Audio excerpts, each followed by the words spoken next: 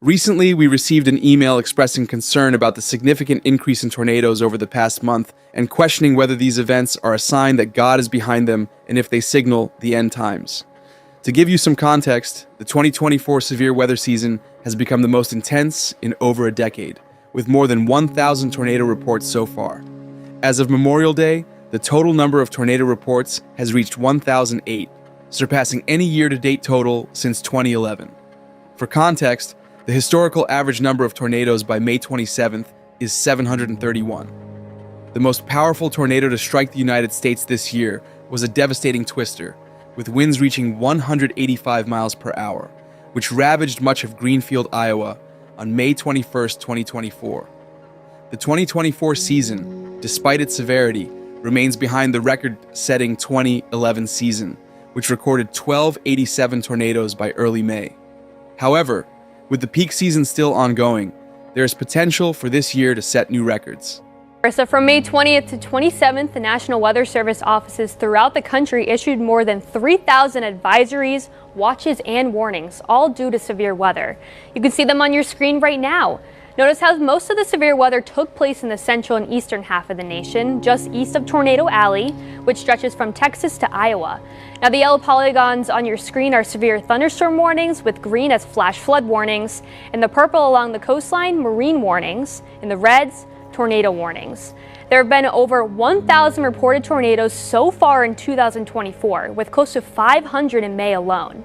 Now, according to the Storm Prediction Center, this bumps the year up to second place for most tornadoes through the month of May, dating back to 1950. First being in 2011 with over 1,200. Why does God allow tornadoes, earthquakes, hurricanes, tsunamis, typhoons, cyclones, avalanches, wildfires, volcanic eruptions, and other natural disasters?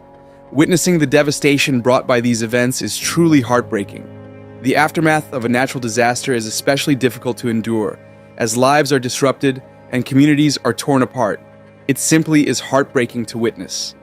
It is strange that God often gets blamed for these occurrences, frequently termed acts of God, while little to no credit is given for the decades, or even centuries, of peaceful weather. This pattern of behavior extends to our personal lives as well. When negative things happen, people tend to blame God and question, why is this happening to me? Or, why is God allowing this to happen to me? It's common to overlook the blessings and periods of tranquility in our lives, focusing instead on the hardships and challenges. To understand natural disasters from a biblical perspective, we have to first understand the nature of a fallen world. Romans chapter 8, verses 19 to 21. For the earnest expectation of the creature waiteth for the manifestation of the sons of God.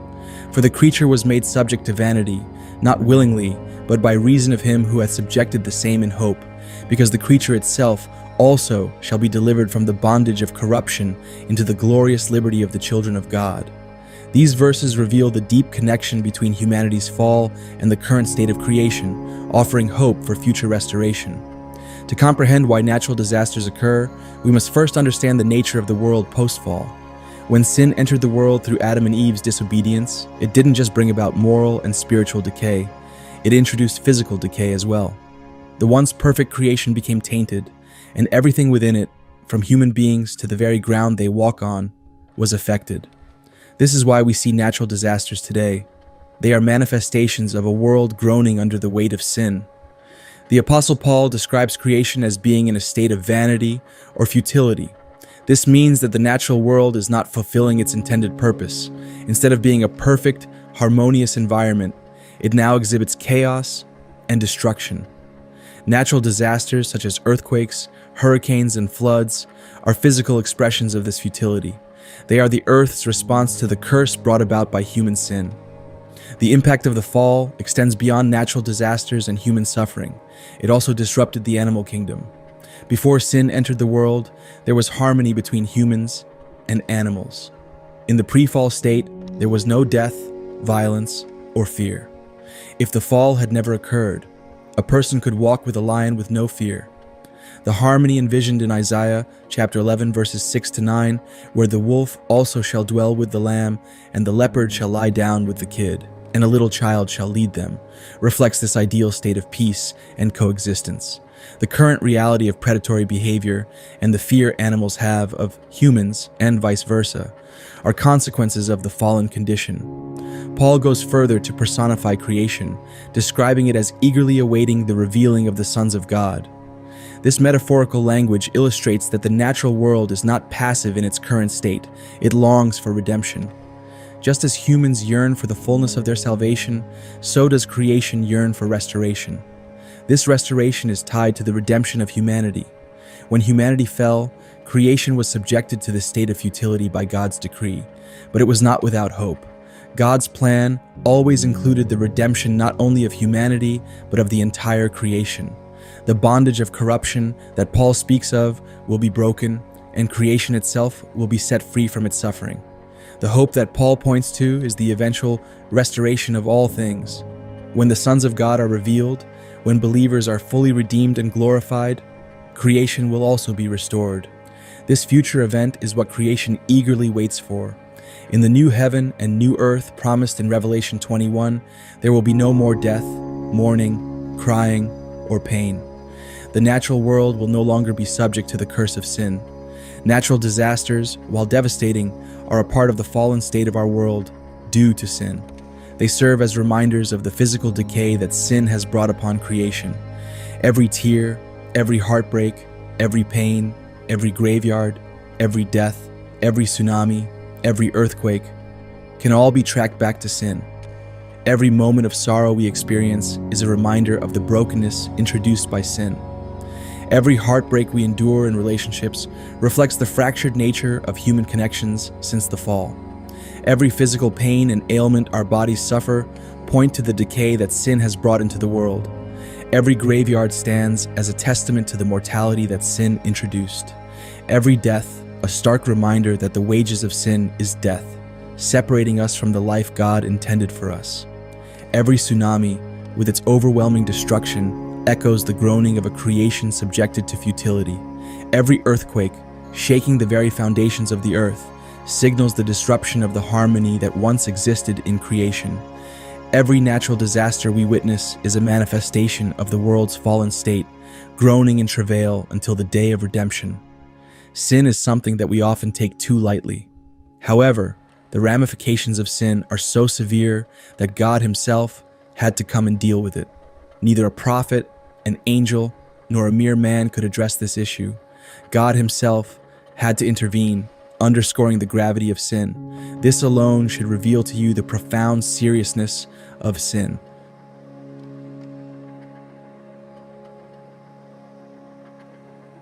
The Bible proclaims that Jesus Christ holds all of nature together. Colossians chapter 1 verses 16 to 17 states, "For by Him were all things created, that are in heaven and that are in earth, visible and invisible. And He is before all things, and by Him all things consist." This profound truth emphasizes the sovereignty of Christ over the entire creation. Everything in the universe is sustained by His power and authority.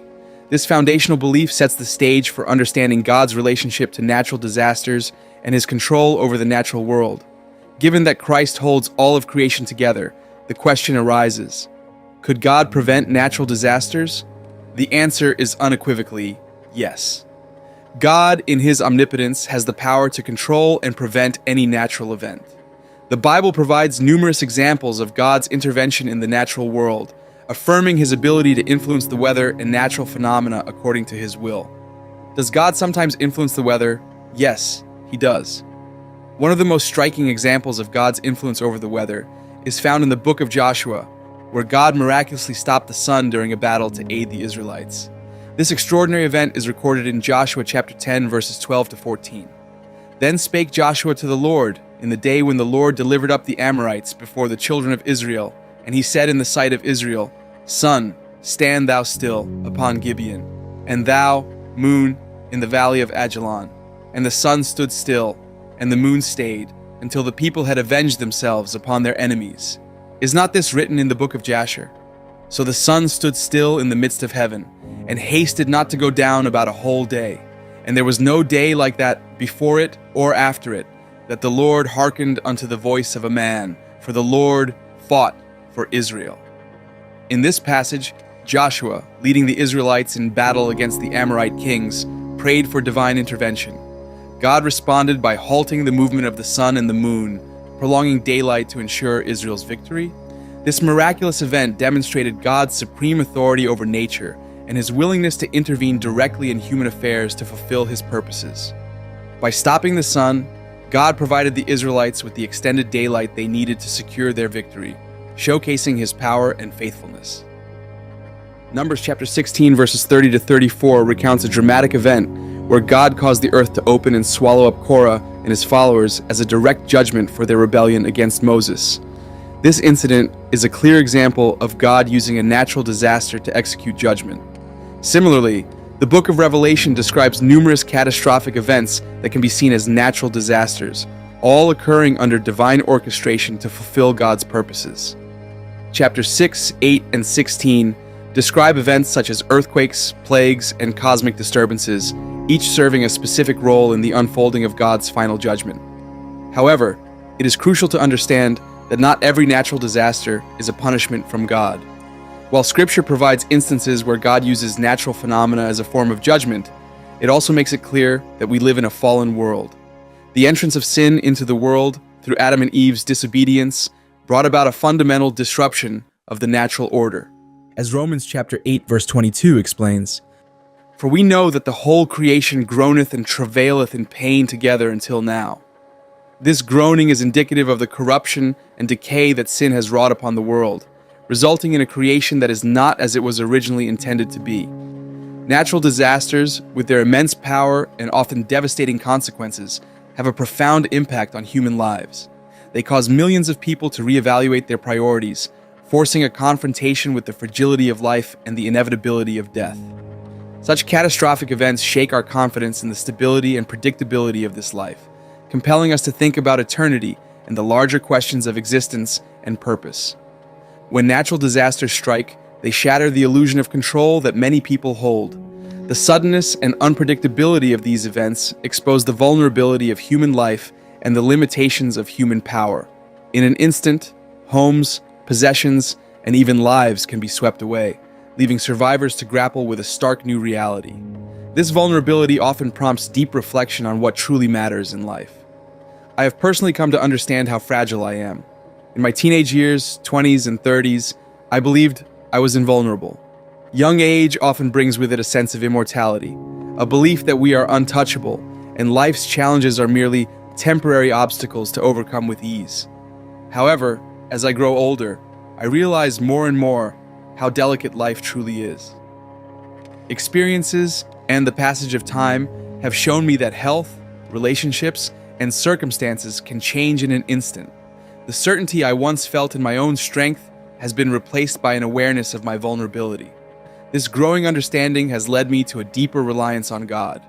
And we as human beings need to understand how fragile we are. We are incredibly fragile creatures. This shift in focus from the temporal to the eternal is a natural response to the existential questions that disasters provoke. The uncertainty of life and the certainty of death highlight the importance of preparing for what lies beyond this world. With more than 1,000 tornado reports so far this year, we are reminded of the Earth's tumultuous state and the destructive power of natural disasters. These events prompt us to reflect on the fragility of life and the brokenness of our world. In the midst of this, we too, like the Earth, should long for the time when creation will be restored. Let us look forward to the day when there are no more natural disasters, no more earthquakes that shatter lives, no more tsunamis that engulf coastlines. Imagine a world where tornadoes, hurricanes, and floods no longer bring devastation, a world where the destructive forces of nature are stilled forever. We should fix our eyes on the promise of a new heaven and a new earth.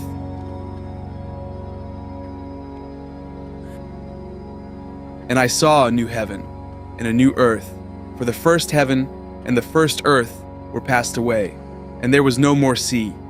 And I, John, saw the holy city, New Jerusalem, coming down from God out of heaven, prepared as a bride adorned for her husband.